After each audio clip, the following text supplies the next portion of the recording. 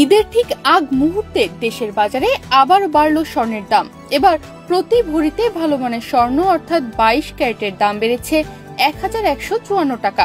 28 March শুক্রবার সোনার দামে এই পরিবর্তন এনেছে বাংলাদেশ জুয়েলার্স অ্যাসোসিয়েশন বাজুস।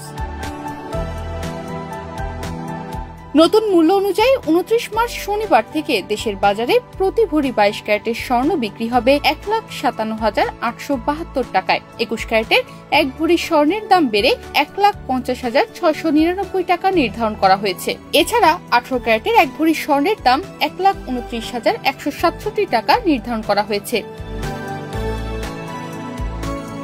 আর সনাতন পদ্ধতির এক ভরি স্বর্ণের দাম 1,06,539 টাকা করা হয়েছে।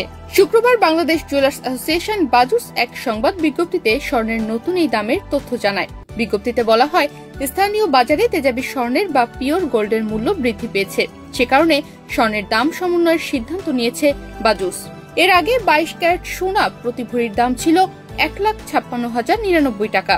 এছাড়া 21 ক্যারেটের প্রতি ভরি সোনা 1,48,996 টাকা, 18 ক্যারেটের প্রতি ভরি 1,27,709 টাকা এবং সনাতন পদ্ধতির প্রতি ভরি সোনা 1,05,303 টাকায় বিক্রি হচ্ছিল। বাজুস জানায়, সোনার বিক্রয় মূল্যের সঙ্গে আবশ্যিকভাবে সরকার নির্ধারিত 5% ভ্যাট ও বাজুস নির্ধারিত ন্যূনতম মজুরি 6% যুক্ত করতে হবে। তবে গহনার ডিজাইন ও মান ভেদে মজুরির তারতম্য হতে পারে। তনিমা রহমান, বাংলাদেশ প্রতিদিন।